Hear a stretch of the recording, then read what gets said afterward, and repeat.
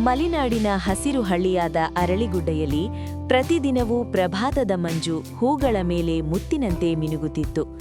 ಆ ಹಳ್ಳಿಯಲ್ಲಿ ವಾಸಿಸುತ್ತಿದ್ದ 14 ವರ್ಷದ ಹುಡುಗಿ ಅನ್ವಿ ಪ್ರಕೃತಿಯನ್ನು ತುಂಬಾ ಇಷ್ಟಪಡುತ್ತಿದ್ದಳು. ಶಾಲೆಯಿಂದ ಬಂದ ಕೂಡಲೇ ಅವಳು ತಮ್ಮ ಮನೆಯ ಹಿಂಭಾಗದ ತೋಟದಲ್ಲಿ ಗಂಟೆಗಳ ಕಾಲ ಕಳೆಯುತ್ತಿದ್ದಳು.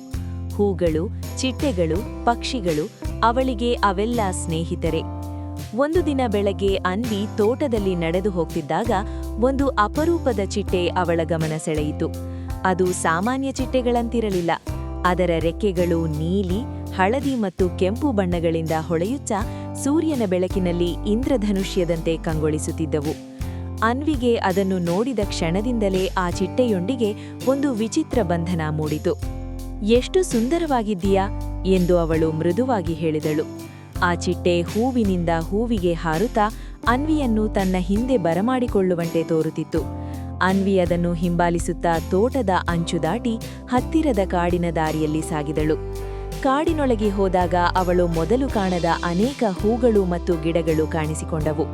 ಆ ಚಿಟ್ಟೆ ಒಂದು ದೊಡ್ಡ ಮರದ ಬಳಿ ಹಾರಿ ನಿಂತಿತು. ಅನ್ವಿ ಆ ಮರದ ಬಳಿ ಹೋದಾಗ ಅಲ್ಲಿ ಒಣಗಿದ ಗಿಡಗಳು ಮತ್ತು ಕಸದಿಂದ ತುಂಬಿದ ಜಾಗ ಕಂಡಿತು. ಕಾಡಿನ ಆ ಭಾಗಕ್ಕೆ ಯಾರೂ ಗಮನ ಕೊಡದಂತಿತ್ತು. ಚಿಟ್ಟೆ ಮತ್ತೆ ಅನ್ವಿಯ ಸುತ್ತಲೂ ಹಾರಿತು, ಏನೋ ಹೇಳಲು ಪ್ರಯತ್ನಿಸುತ್ತಿರುವಂತೆ. ಅನ್ವಿಗೆ ತಕ್ಷಣ ಒಂದು ಆಲೋಚನೆ ಬಂತು. ಈ ಜಾಗವನ್ನು ಸ್ವಚ್ಛಗೊಳಿಸಬೇಕು ಎಂದು ಅವಳು ಮನಸ್ಸಿನಲ್ಲಿ ನಿರ್ಧರಿಸಿತು. ಮುಂದಿನ ದಿನದಿಂದ ಅನ್ವಿ ಪ್ರತಿದಿನ ಶಾಲೆಯ ನಂತರ ಆ ಕಾಡಿನ ಭಾಗಕ್ಕೆ ಹೋಗಿ ಕಸವನ್ನು ತೆಗೆಯಲು ಆರಂಭಿಸಿದಳು. ಮೊದಲಿಗೆ ಅವಳಿಗೆ ಭಯವಾಯಿತಾದರೂ ಚಿಟ್ಟೆ ಪ್ರತಿದಿನವೂ ಅವಳ ಜತೆಗೇ ಹಾರುತ್ತಾ ಧೈರ್ಯ ತುಂಬುತ್ತಿತ್ತು. ಕೆಲವೇ ದಿನಗಳಲ್ಲಿ ಆ ಜಾಗ ಸ್ವಚ್ಛವಾಗಿ ಬದಲಾಗಿತ್ತು. ಅನ್ವಿ ಹೊಸ ಗಿಡಗಳನ್ನು ನೆಟ್ಟಳು, ಹೂ ಬೀಜಗಳನ್ನು ಬಿತ್ತಳು ಮತ್ತು ಅವುಗಳಿಗೆ ನೀರು ಹಾಯಿಸಿದಳು. ವಾರಗಳ ನಂತರ ಆ ಜಾಗ ಸಂಪೂರ್ಣವಾಗಿ ಬದಲಾಗಿತ್ತು. ಬಣ್ಣ ಬಣ್ಣದ ಹೂಗಳು ಅರಳಿ ಅನೇಕ ಚಿಟ್ಟೆಗಳು ಅಲ್ಲಿ ಹಾರಾಡಲು ಆರಂಭಿಸಿದವು. ಆ ಅಪರೂಪದ ಚಿಟ್ಟೆಯು ಇತರ ಚಿಟ್ಟೆಗಳ ಜೊತೆ ಸಂತೋಷವಾಗಿ ಹಾರಾಡುತ್ತಿತ್ತು. ಒಂದು ಸಂಜೆ ಅನ್ವಿ ಹೂಗಳ ನಡುವೆ ಕುಳಿತಿದ್ದಾಗ ಅವಳ ಮನಸ್ಸಿಗೆ ಒಂದು ಅರಿವು ಬಂತು. ಚಿಟ್ಟೆ ಎಂದರೆ ಕೇವಲ ಸೌಂದರ್ಯವಲ್ಲ, ಅದು ಬದಲಾವಣೆಯ ಸಂಕೇತ ಎಂದು ಅವಳು ಯೋಚಿಸಿತು. ಹೇಗೆ ಹುಳು ತನ್ನನ್ನು ಚಿಟ್ಟೆಯಾಗಿ ಪರಿವರ್ತಿಸುತ್ತದೆ, ಹಾಗೆಯೇ ನಾವು ಕೂಡ ಪರಿಸರವನ್ನು ಸುಂದರಗೊಳಿಸಬಹುದು.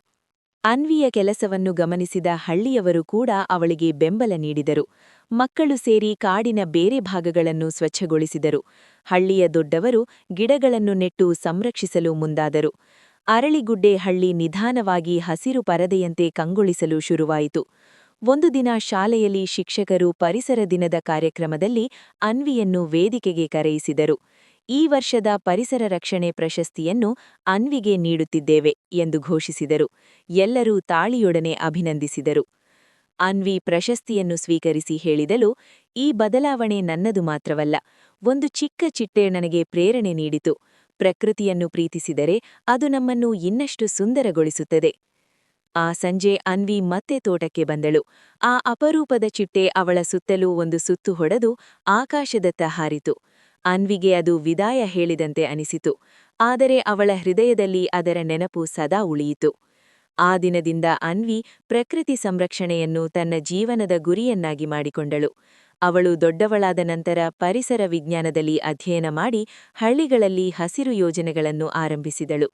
ಎಲ್ಲೆಡೆ ಹೂಗಳು ಅರಳುತ್ತಿದ್ದವು, ಚಿಟ್ಟೆಗಳು ಹಾರಾಡುತ್ತಿದ್ದವು, ಜನರು ಸಂತೋಷದಿಂದ ಬದುಕುತ್ತಿದ್ದರು. ಬಣ್ಣಗಳ ರಹಸ್ಯವನ್ನು ಅನ್ವಿ ಅರಿತುಕೊಂಡಳು. ಸೌಂದರ್ಯವು ಹೊರಗಲ್ಲ, ಅದು ನಮ್ಮ ಕಾರ್ಯಗಳಲ್ಲಿದೆ.